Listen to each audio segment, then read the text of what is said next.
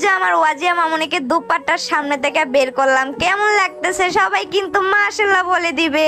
আপনাদের ছোট্ট ওয়াজিয়া হাঁটি হাঁটি পা পা করে এভাবে কিন্তু আপনাদের সামনে বেড়ে উঠতেছে। হাসি কান্না আনন্দের মাঝখানে, অসুস্থ এবং সুস্থর মাঝখানে কিন্তু আমাদের ওয়াজিয়া মাশাআল্লাহ বড় হয়ে যাচ্ছে। আল্লাহর অসীম রহমতে এরকম একটা মেয়ে পাইছি ভাগ্য করে, আলহামদুলিল্লাহ। আমার কাছে এটা আমার রাজকুমারী। আপনাদের কাছে কি অবশ্যই কিন্তু কমেন্ট করে জানাবেন।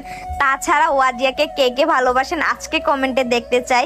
সবাই মাশাআল্লাহ বলবেন, যারা মাশাআল্লাহ বলবেন তারাই মনে করবো আমার ওয়াজিয়া মামুনিকে ভালোবাসে। আগের ভিডিওতে দেখছেন আমাদের ওয়াজিয়া কত কান্না করছে, সবাই মনে করছেন যে জোর করে সবকিছু করানো হয়েছে। এই যে দেখেন ওয়াজিয়া কিন্তু অনেক হ্যাপি। ওই দিন কালকে ছিল ও কান্নাকাটি করতেছিল, তার ঘুমের টাইমটাতে আমরা এই আয়োজনটা করছি তার কারণে আর কি। আর আজকে দেখেন আমার ওয়াজিয়া কতটা হ্যাপি মাশাআল্লাহ। আজ প্রথমবারের মতো আমার মায়ের মুখে খানা তুলে দিলাম। একটা সন্তান তার মায়ের সামনে চোখের সামনে বের